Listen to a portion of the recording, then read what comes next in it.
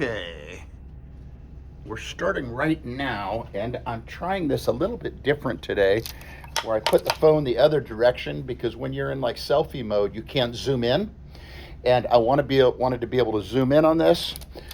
The video I'm going to try to put on Google Classroom and YouTube both so that you can get it because this is a pretty important lesson. Yesterday I went over oblique drawings, and I need to toggle over to,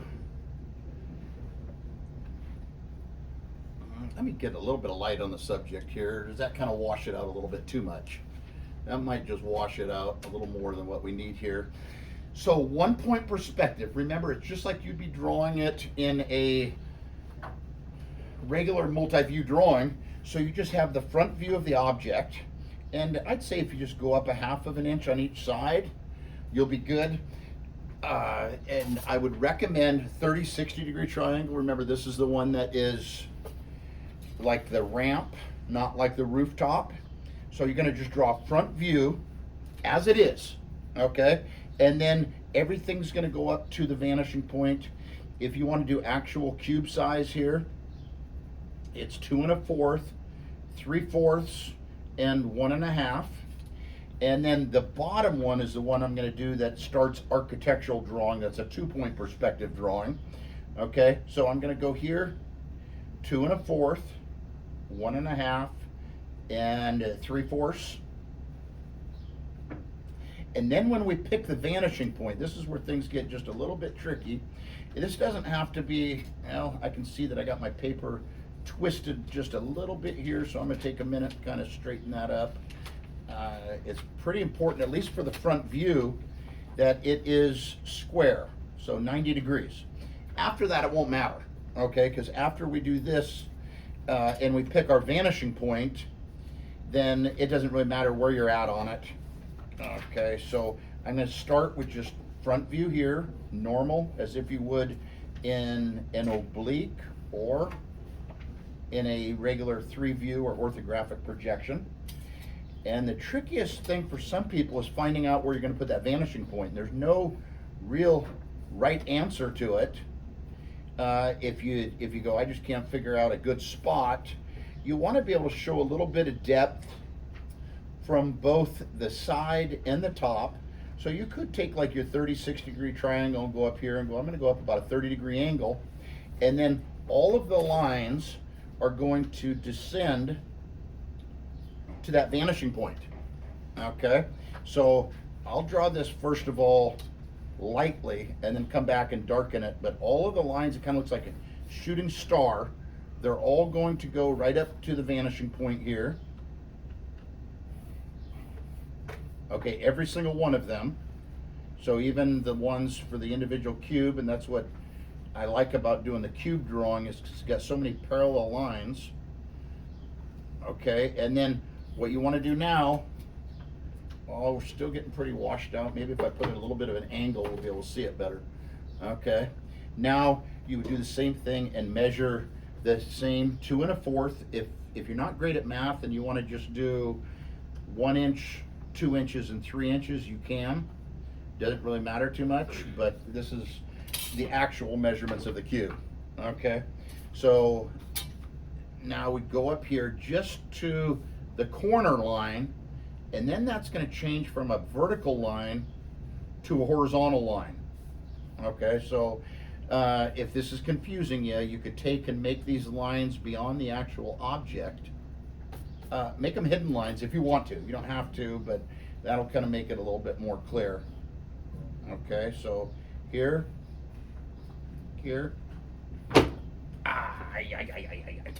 okay, and the last one, I got,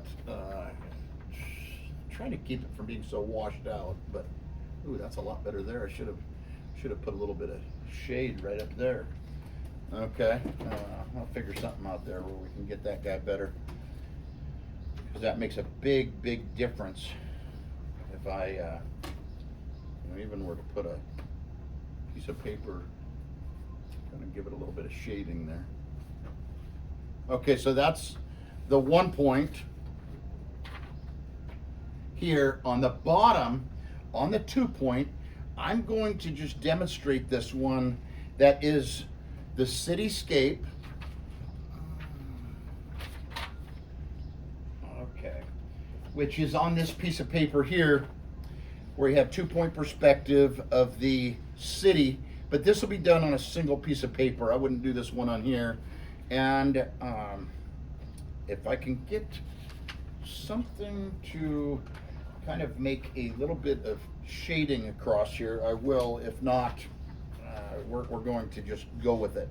Okay, so these directions here are at the bottom of this page on the 2-point perspective, and this is where you're going to do the cityscape, where you have a left vanishing point, a right vanishing point, and then you have the parallel lines. So I have a right vanishing point, a left vanishing point, and then I'm going to have the first building coming just straight up here. And this is something that you do in art class, and then you also do an art class, our class, I should say, and art class. And the guide, you draw almost like a diamond. On the bottom, they're all going to be the same. So you can think of this as being like, well, here I'm going to have the road.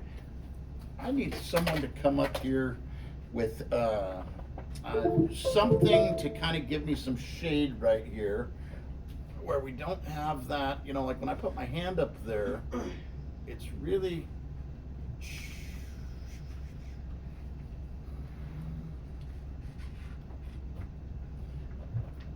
you know what I'm saying, I'm getting kind of like a whitewash on there.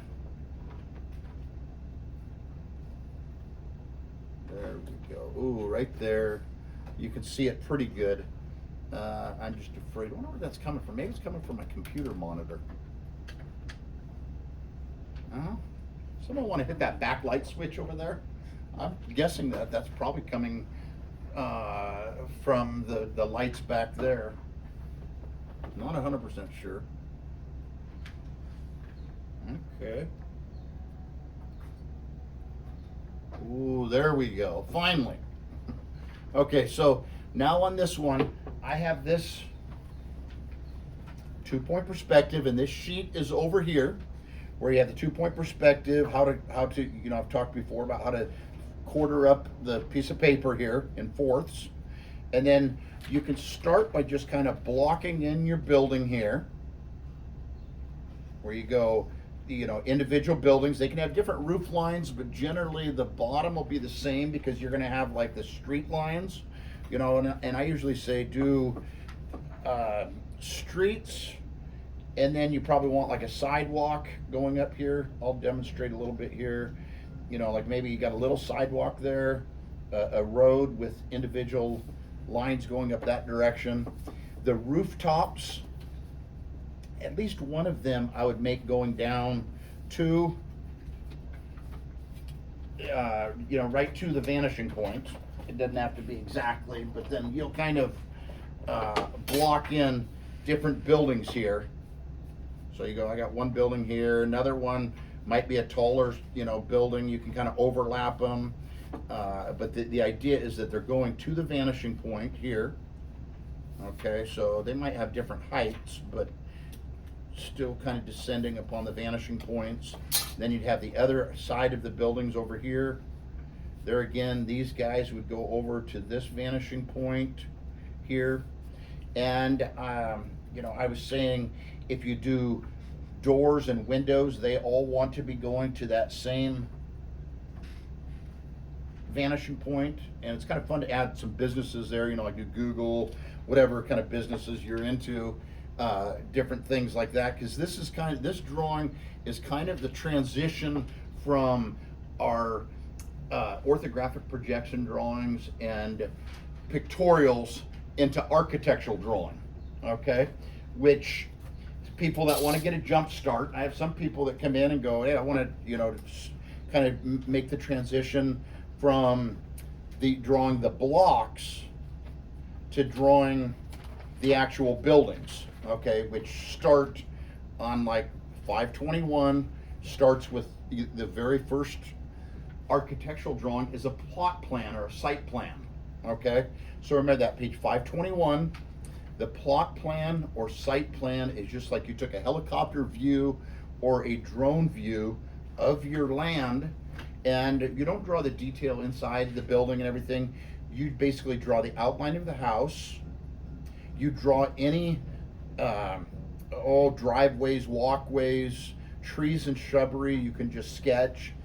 It doesn't cost anything to dream big. So if you want to put in there, you know, tennis court, pickleball court, volleyball court, whatever, basketball track. If you're into like motocross, you can do a motocross track or a car racing track, zip line. But you can do the entire thing. Dream big is what I'm saying. It doesn't cost anything to dream. So we're gonna, like this one right here on page 521. It has all three of them on this one page. So it says site plan, elevations, floor plan. And those are the three that you're going to do. A site plan, also known as a plot plan. Site plan or plot plan shows the location of the structure on the building site. Site plans also show walls, driveways, and patios. Overall buildings and lot dimensions are included. You don't have to worry about that. Contour lines are sometimes shown on a site plan. These are lines indicating the slope of the site surface. So the closer together the contour lines are, that means that it's a steeper surface. Have you ever seen contour lines? And then elevation is just another name for like front view, rear view, right view, okay? And then floor plan is the inside of the building with your, outside walls are always drawn double lines. In fact, they make pencils that have two leads, so that when you draw them, you could do two lines right next to one another. You don't have to measure it, but just two lines very close shows walls, okay? And then the other thing, as long as I'm recording, if you ever want to use my old textbook for reference, in this old book, I will show you, it has another type of design of house. Like it's got one here that's like, it looks like a colonial style, or there's different styles of homes like rancher, colonial, contemporary. So it shows that, and then a picture of the actual house after it was built, which is kind of cool. And then a pretty simple plot plan. In fact, what I thought about doing was making copies of these few pages out of the house for kids to reference, because I want to leave it wide open. There is a front view, floor plans, two floor plans on here. Would it help you if I made copies of those pages in the old book? You have the new book there on starting at 521.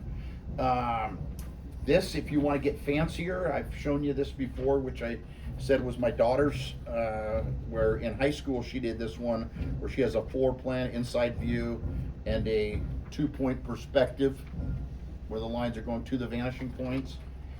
Usually for this one, I usually say you have to do 2 out of 3. You could do a building, like a cabin. A-frame cabins are really easy to do because you can just take your 30, 60 degree triangle, go this direction, turn it this way, go this direction, and then that way you'll get the same angle on the windows and everything that you do inside there. And then I have written on here a sample cabin. We're not going to worry about the scale yet, but we'll get to there. 1/4 of an inch equals a foot scale. You do a front elevation, a floor plan, okay? And last but not least, on the I ask you to do 2 out of 3. You can do a cabin. I'll write it on here: cabin, house, business. You can do all 3, but you only have to do 2. And you can make it as easy. I ask you to do 1 in great detail. Like some people say, well, I give the example, usually Kenzie's Coffee, and say, for my business, I'm just going to draw Kenzie's Coffee, and here it is. Here's the rectangular building with the cabinets and everything. And then the plot plan would just show this is like the parking lot of Lancer Lanes, the original Kenzie's Coffee down there. And So you can make it as complicated as you want, but that should be enough to kind of get you started. Reference there. I meant to stop this before 15. I'm at 14.